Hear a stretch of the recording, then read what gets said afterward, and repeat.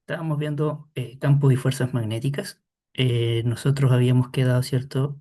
Habíamos encontrado la dirección de la velocidad que adquiría una carga en un campo y las fuerzas que experimentaba. Hablamos, ¿cierto?, de la regla de la mano derecha para encontrar la dirección de cada uno de estos vectores. Y entonces luego empezamos a ver el análisis de una partícula cargada, cómo se movía en un campo magnético. Y encontramos entonces que esto era un movimiento circular, como el de mecánica 1 o mecánica 2. Habíamos encontrado que la frecuencia se llama frecuencia de ciclotrón y está dada por esta expresión. Entonces ahora vamos a ver qué ocurre cuando ahora la velocidad de la partícula tiene una componente paralela, pero además tiene una componente perpendicular. Entonces, cuando ocurre esto, tenemos dos componentes. Esta partícula, en vez de moverse solamente en un movimiento circular, va a empezar a desplazarse hacia adelante, siguiendo las líneas del campo magnético. Es decir, va a formar una hélice. Por eso se llama trayectoria helicoidal. Entonces, lo que es importante tener en cuenta es que la componente paralela de la velocidad, la que es paralela al campo, esa no cambia, permanece constante. Y es la componente perpendicular la que va a producir este movimiento circular. Entonces, la rapidez perpendicular del campo se calcula con esta manera, como Pitágoras, y este es el símbolo para perpendicular. Y muchas veces este movimiento no uniforme ocurre en campos magnéticos no uniformes y lo que vemos acá, por ejemplo, es que el campo magnético está, digamos, apretado en los extremos. Entonces, más que cambia algo, solamente que las líneas de campo magnético son más densas en estos extremos. Entonces, eso se llama una botella magnética.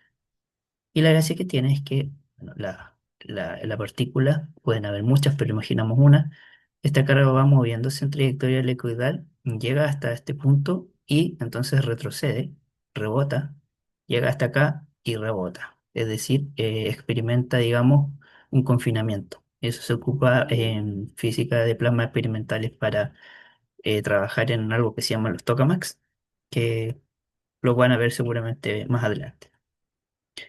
Entonces, en la naturaleza también existe un confinamiento, una botella magnética, y da forma a estos cinturones que están rodeando nuestro planeta que se llaman los cinturones de Van Allen. Las partículas que vienen del Sol quedan atrapadas, ¿cierto? Y van moviéndose desde los extremos y, y forman esto, digamos, esta botella magnética. Y como consecuencia, cuando estas partículas chocan con la atmósfera de nosotros, entonces lo que van a producir son estas auroras boreales que seguramente han visto en internet. Si no lo han visto, búsquenla. Y en el extremo, en el polo sur, le llamamos auroras australes. Ahora, ¿qué pasa si tenemos un alambre con corriente y lo ponemos en un campo magnético? Por ejemplo, acá tenemos eh, un aparato como un imán, ¿cierto? Que le falta un trocito y las líneas verdes indican un campo magnético y lo naranjo corresponde al hilo, perdón, al alambre que lleva la corriente. Entonces, si nosotros ponemos este alambre en presencia entre medio, ¿cierto?, de este imán, esta es la imagen, aquí vamos a poner solamente esto para representar que está dentro de un campo magnético. Si es que por el alambre no hay corriente, entonces el campo magnético adentro, digamos, se mantiene igual y el alambre no experimenta ningún tipo de desviación. Pero cuando enchufamos el interruptor, ¿cierto? Y ya cerramos el circuito para que le entre corriente, fíjense que la corriente va hacia arriba y este alambre experimenta un desplazamiento, se arquea hacia la izquierda. Ahora, si nosotros tenemos la corriente en la dirección opuesta de arriba hacia abajo, fíjense que el alambre ahora se va a arquear hacia la derecha. O sea que hay una relación entre la corriente y una fuerza que lo tira de manera perpendicular. Entonces nosotros podemos utilizar la regla de la mano derecha aquí también. En este caso, por ejemplo, eh, conviene poner la corriente con el dedo pulgar, el campo magnético va hacia adentro, entonces todos los deditos apuntan hacia adentro de la página y mi palma queda mirando hacia afuera cuando tengo el pulgar para arriba y entonces el alambre se mueve hacia la izquierda. De la misma manera, si pongo al revés mi mano, ¿cierto? Entonces la corriente va hacia abajo, los deditos apuntan en la dirección del campo magnético, entonces mi palma apunta hacia la derecha y por eso se arquea.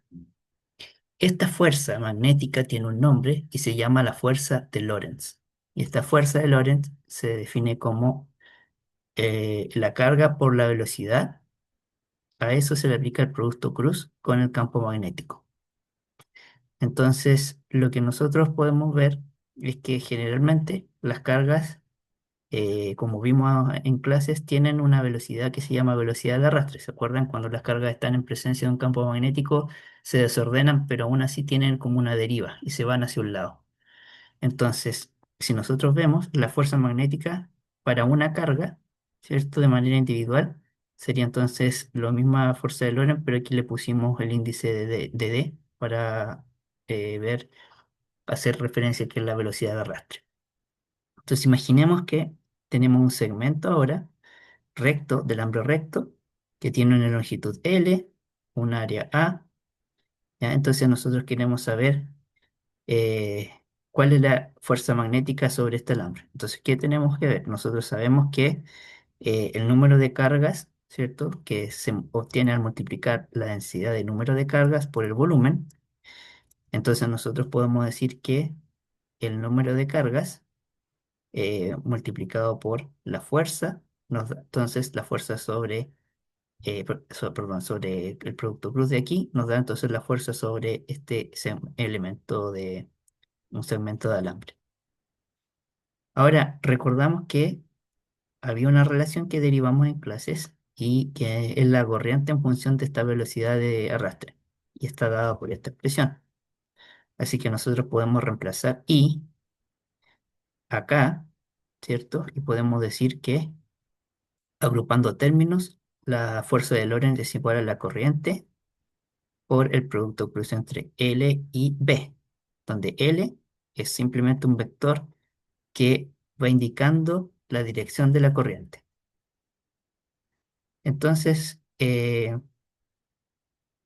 cuando nosotros aplicamos producto cruz, sabemos que producto cruz puede definir como la magnitud de los vectores, ¿cierto? Por el seno del ángulo que hay entre ellos dos.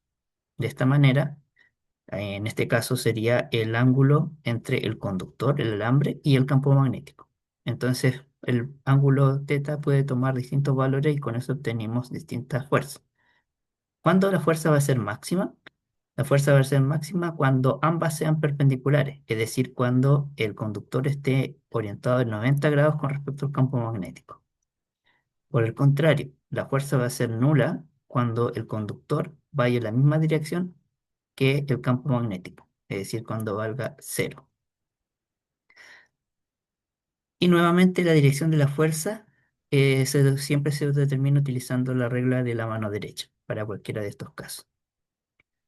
Entonces, ahora imaginemos un conductor que ya no está perpendicular y ordenadito con respecto al campo magnético, sino que ahora tenemos un conductor un alambre que va, digamos, de esta forma, como una S, da cualquier vuelta. Entonces, en este caso, lo que nosotros debemos hacer es tomar un diferencial de segmento de S para poder calcular el diferencial de fuerza, que está dado por esta expresión de acá. Muy similar a lo que hemos hecho antes. En vez de L está el vector que nos representa el pequeño segmento. Entonces, si nosotros integramos, obtenemos la fuerza total y los límites de integración desde A hasta B serían el inicio y el final de este alambre. Entonces, Esto tiene muchas aplicaciones para ingeniería, así que es importante que lo sepan. Por ejemplo, si nosotros tenemos un campo magnético y tenemos una espira, ¿ya? Esta espira tiene una forma rectangular, transporta una corriente en el sentido antihorario y resulta que tiene un lado A y un lado B. Entonces lo ponemos en presencia de un campo magnético que va horizontal de esta manera. Entonces cuando lo que pasa es que, bueno, tengo esta espira mirando al frente, pero ahora si nosotros la miramos desde arriba, el campo magnético va, cierto, de izquierda a derecha, estoy mirando desde arriba, entonces, ¿qué va a ocurrir? Lo que va a ocurrir es que eh, esta espira que lleva una corriente al estar presente en un campo magnético va a experimentar fuerza. Entonces, utilizando la regla de la mano derecha, nosotros, por ejemplo, vemos que si la corriente va para hacia afuera de la página, que está indicada por ese puntito morado, que ocuparon la misma notación que para el campo magnético. Entonces se va para afuera. El campo magnético va de izquierda a derecha, entonces la fuerza apunta donde está la palma de mi mano, para arriba. Y hacemos lo contrario. Ahora la corriente va para adentro, el campo magnético va hacia de izquierda a derecha, y entonces mi palma queda mirando para hacia abajo y en la dirección de la fuerza. Y entonces, como esto es simétrico, puedo definir un punto de origen. Y entonces, esa distancia B, que era el ancho de mi espira, ahora al medio, ¿cierto? En B medio encuentro un origen de rotación. ¿Ya? Y esto se parece a cuando hacíamos los problemas de de los columpios, los balancines en torque. Es exactamente lo mismo. Entonces, obviamente que los lados que son paralelos al campo no actúa la fuerza porque ahí tenemos el producto cruz que es cero. Entonces, en las partes que sí son perpendiculares, lo que nos vamos a tener entonces es que esta fuerza va a ser el producto de I por AB. Esta fuerza, ¿cierto? Lo que hacen al estar, tener igual magnitud y estar en direcciones opuestas, generan un torque, entonces esto empieza a girar. Y tenemos un caso extremo, cuando el campo magnético es paralelo al plano de la espira, entonces ahí tenemos el máximo de torque, ¿ya? Y ese torque está dado por esta expresión de acá, ya donde A, para que no se confundan, A chico era, digamos, la cuestión de longitud. Cambio A mayúscula es el área de la espira, es A por B, y B es la magnitud del campo magnético. Entonces multiplicamos todo eso por la corriente y tenemos la situación en la que tenemos un máximo torque. Pero, como sabemos, puede ser que el campo forme un ángulo teta con la normal al plano, entonces en ese caso la expresión sería I por A por B por el seno del ángulo. ¿Ya? Y como decíamos, máximo cuando el ángulo vale 90 son perpendiculares y cero cuando es paralela. Entonces, esta expresión vectorial, ahora podemos expresar este momento de torsión con esta expresión vectorial donde tau es igual a I por el producto plus entre el área y el campo magnético. Este vector A es un vector que va perpendicular al plano de la espira, similar a lo que hacíamos en ley de Gauss, y su magnitud es el área. Entonces, ¿cómo se determina su dirección? Ustedes tienen una espira, yo sé que en este caso estamos viendo una espira rectangular, pero imagínense una espira circular. Entonces, con los deditos de mi mano, yo voy a seguir la corriente. Entonces hago así. ¿Ya? Y entonces con el pulgar me va a indicar entonces hacia dónde va este vector, vector A, ¿cierto? Perpendicular. Y esa es la dirección de este vector. Utilizamos la regla de la mano derecha para muchas cosas. No sé si ya me he visto tres aplicaciones. Lo importante es que acá en el torque tengo el producto de la corriente por el vector A. Y eso está definido. Eso se define como el momento dipolar de la espira y se denota con la letra mu. Y sus unidades son de amper multiplicado por metro cuadrado. Entonces, eso es cuando tenemos una espira, pero nosotros podemos tener una bobina. Una bobina es una colección de espiras. Entonces, si tenemos una bobina que tiene n espiras, el momento dipolar lo multiplicamos por el número de espiras, y eso es todo. Y entonces podemos escribir la torsión o el torque. de esta configuración como el producto punto entre mu, el momento dipolar multiplicado, o sea, producto cruz con el campo magnético. Y a su vez, utilizando este mu, si nosotros aplicamos el producto cruz con el campo magnético, tenemos el torque, pero si aplicamos producto punto y con un símbolo negativo, entonces obtenemos la energía potencial de un dipolo magnético. Eso ha sido, digamos, todo lo que tiene que ver con el capítulo de torque, perdón, campo magnético.